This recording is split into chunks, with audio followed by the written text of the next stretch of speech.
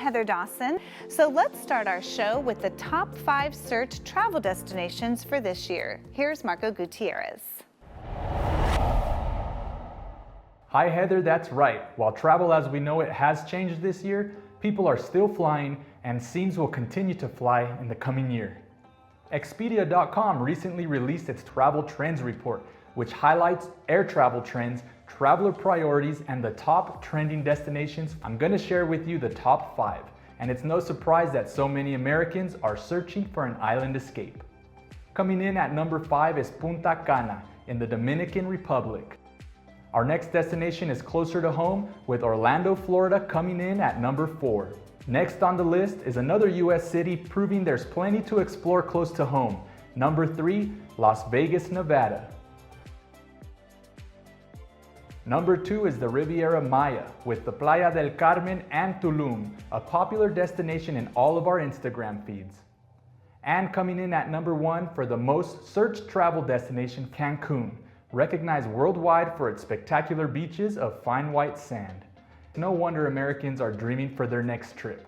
To see the complete travel trends report, plus some airfare booking hacks, head over to travelarios.com. Bringing you the best of travel, I'm Marco.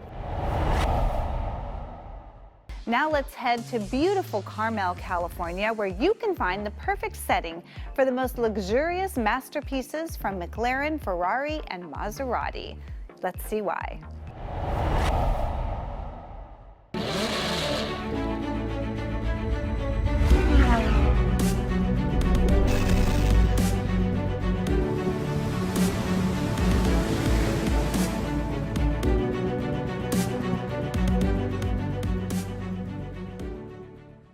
Blue chip is a term reserved for the best of the best.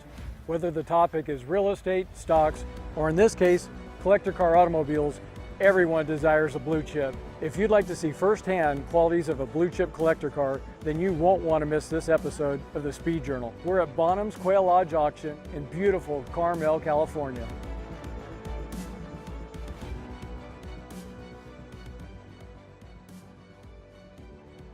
It's my pleasure to introduce you to Michael Caimano. Michael, how are you? Great, how are you? All right, great, nice to see you. Thanks for coming by.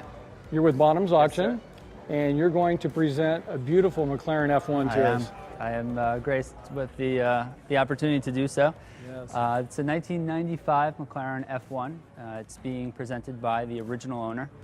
He flew over to the UK and took factory delivery of the car, at which point he went on a tour of Europe, which accounts for almost half of the mileage that's on the car today. Interesting. Yeah, he describes it as the trip of a lifetime, as you can imagine.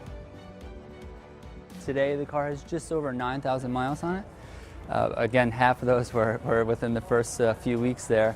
And since then, it's been kept on the East Coast and religiously maintained at McLaren. We have all of the service history for the car. Now, you had an opportunity to actually drive this car at Lime Rock? We did. So part of the promotion of the car, we took it down to Lime Rock and created a video just because something so special and unique, such as this car, most people don't get to see it in action. You just see static photos of it most of the time in a studio somewhere. Right. So we thought it would be a great opportunity to let the car do what it's supposed to and bring it out to the track and get some good audio and visual experience with it. So when the car came out, it was the fastest naturally aspirated car to ever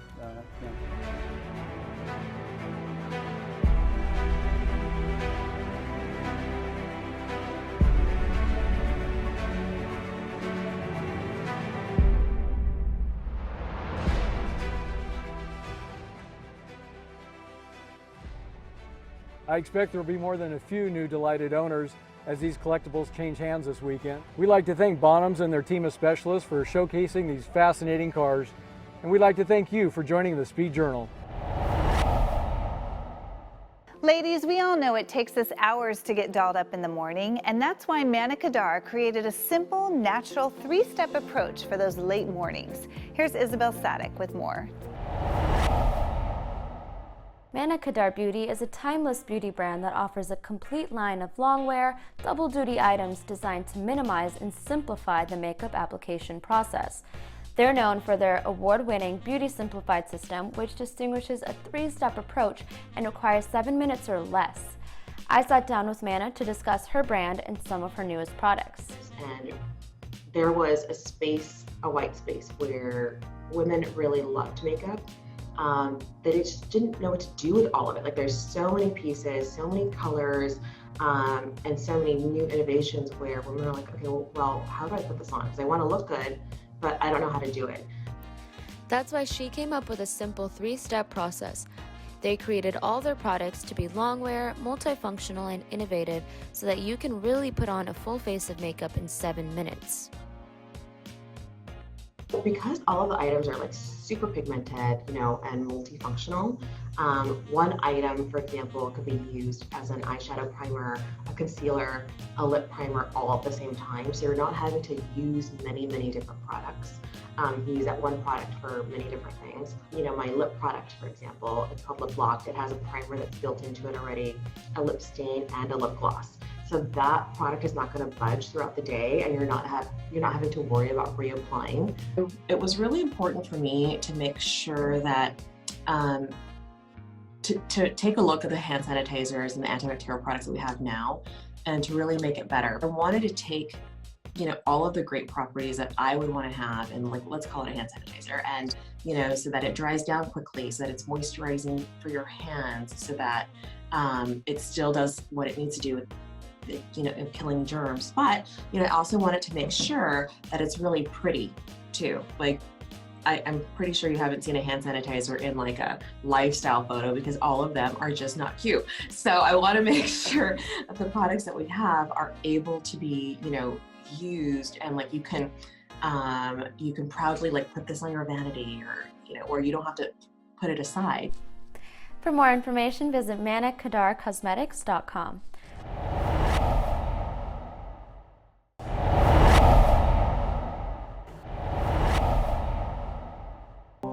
Nothing is more COVID-friendly than watching movies this Valentine's Day. Here are the top 10 picks for the best Valentine movies. Number 10, Valentine's Day. This all-star cast, including Bradley Cooper and Taylor Swift, brings a bunch of familiar faces and love triangles to the screen. Number 9, Bridget Jones' Diary. It may not be the classic love story, but Bridget's charming personality and relentless search to find love is the most relatable movie you'll watch this year. Number 8, Casablanca. This Hollywood classic is considered the greatest love story of all time, and I highly recommend watching it if you love black and white movies. Number 7, How to Lose a Guy in 10 Days. Valentine's Day doesn't always have to be serious. Sometimes it's just meant to be fun. And that's exactly what this rom-com is all about, thanks to Kate Hudson and Matthew McConaughey's adorable chemistry. Romeo and Juliet, number 6. Franco Zeffirelli's 1968 version of Romeo and Juliet is very romantic. It stays true to Shakespeare and has a gorgeous European aesthetic. Number 5, Somewhere in Time. You may have never heard of it, but this timeless tale starring Christopher Reeve and Jane Seymour is filled with love, time travel, and a little bit of magic. Number 4, Endless Love. The 2014 version is truly better, with amazing actors, gorgeous scenery, and soulmate energy. This movie will make you believe in love.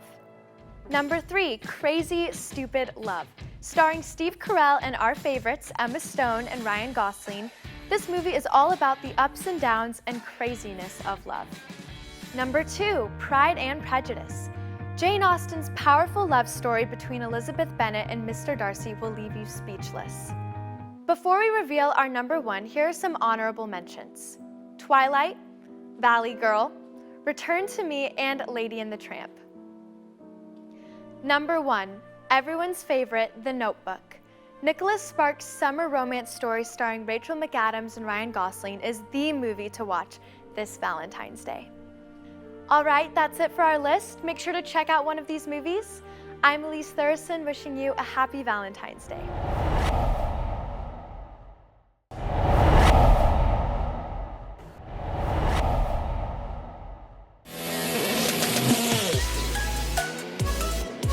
You can call it a different version of spring training.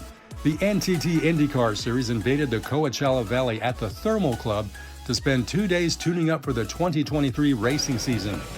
Reigning series champion Will Power of Penske Racing gave glowing reviews for the very picturesque racetrack. Oh, it's great to be in the car. It's like having like 5 months out of it. It's pretty brutal, but really nice facility here, nice track. Everyone's learning the track, so I think everyone's on an even playing field, and yeah, we're trying to just go through the process of a race weekend, try to get the most out of the car and see where we stack up. Yeah, for me, it's and the whole team is just get back into that rhythm of going through a race weekend, trying to work things out and get yourself in a good window, I guess, as quickly as you can. The on-track testing included 27 cars running over 1,100 laps over the 2 days, and with many of the familiar names of the series giving their thumbs up of this country club-like facility. Feels great, man. It's it's the unfortunate part of IndyCar is you're kind of not doing it for a long time in the off season, but great to be back here. Obviously a huge thanks to everybody here at Thermal for putting this event together.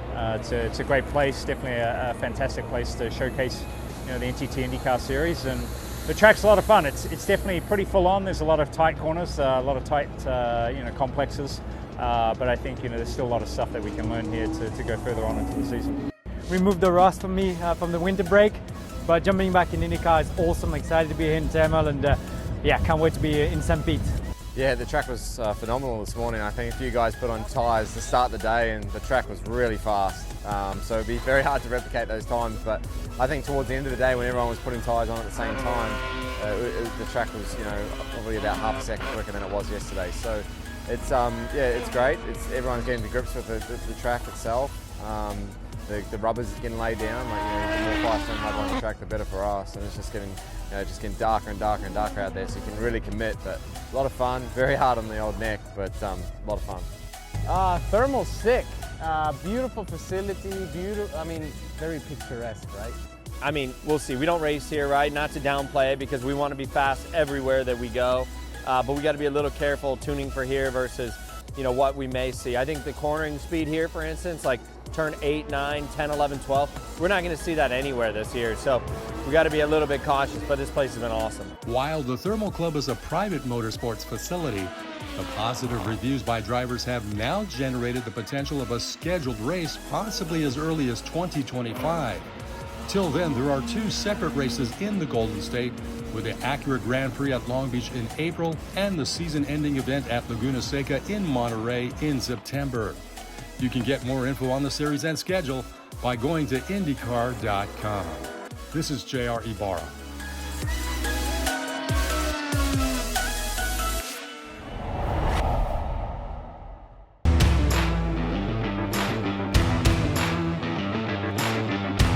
It's a California motoring tradition that spans nearly 3/4 of a century.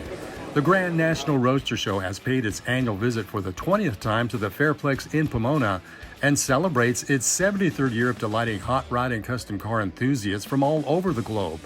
The show brings together over 1,500 custom-made vehicles that are showcased over 3 days.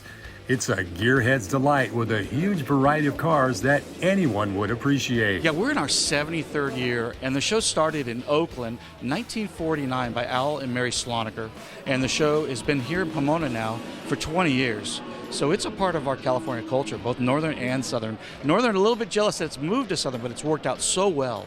You'll see hot rods, you'll see custom cars, you'll see trucks, you'll see motorcycles, you'll see lowriders, you name it, it's here. The show brings together owners who may have had their ride recently built or restored, and also is a showcase for hot rod and custom car builders to display their mechanical artwork and receive big accolades for their craftsmanship. So the shows so far, I was here yesterday and just walking around, other people have the same addiction, so to speak, So yeah, it's good. I'm waiting to see what people think about it. That's the main reason. I'm not here for anything but just to let people see the car and to enjoy it. Man, I come from a childhood. My dad's been involved in the car world for many years. I'm 36 years old. A lot of people call me young in this game, but attending this show, the Grand National Roadster Show, I feel like it's the ultimate roadster show here in California for me. It's in my backyard. I'm from LA, so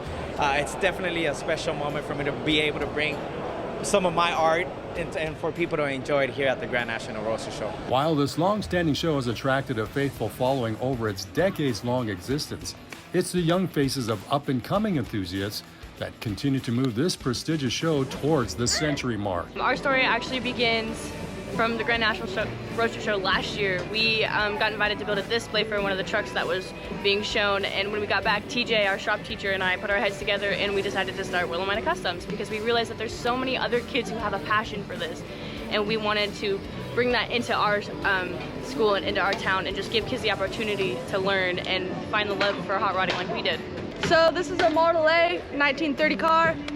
We remodeled it, made it a 32.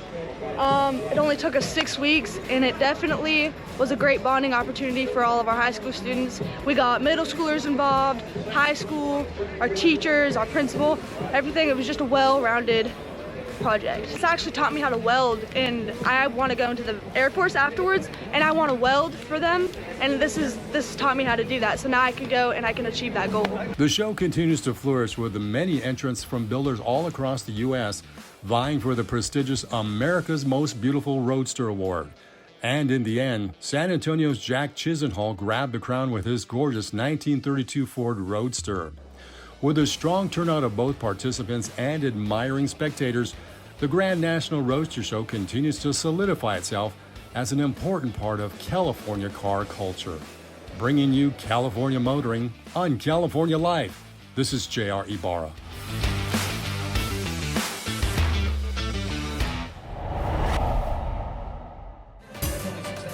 It's become one of the premier automotive gatherings in the world. The Barrett-Jackson Collector Car Auction has held its annual event in Scottsdale, Arizona, where tens of thousands of enthusiasts converge to Westworld to see what would hit the auction block for this year.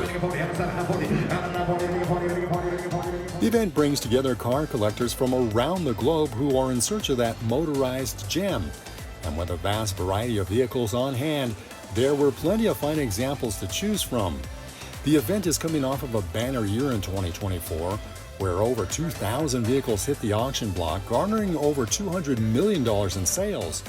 But it's the mystique of this event that draws thousands to the beauty of the Arizona desert to get a taste of what is happening in the collector car world. It's a happening, and it's along the lines of Woodstock. For those of us that are in this kind of deal, it's almost too much to describe. There's so many facets to it. Excitement is the word I have to come up with. This world-renowned event does draw its share of big roller car collectors who might walk away with a car well into the seven-figure range. But there are plenty of hobbyists such as Jay Jeffs who are looking to showcase their own personal pride and joy and make enough capital to get to the next project. I've been coming for 19 years. Saw it on TV, just got married. Me and my wife just had a baby. We were watching it on TV and said, hey, we should go. We jumped in the car and drove over here from Southern California, and we've come back every year since. This year, the event showcased over 1,700 vehicles along with a vast array of automobilia that all hit the auction block with no reserve. But even for those who might be on hand just to take in the event, the experience of this auction is a must-see even for those who might not be an automotive enthusiast. For sure, it's like even if you're not a car person, like you have to attend this event. I think it's a bucket list kind of thing. So even if you're not really into cars, I think that you'll find so much interesting stuff here that you will either be into cars or into what all the other vendors are offering here. So yeah, it's a have to come to event. So if you're into wheels, the Barrett-Jackson Collector Car Auction is an event you don't want to miss, and it's something you want to put on your bucket list. From Scottsdale, Arizona, this is J.R. Ibarra for Coast to Coast.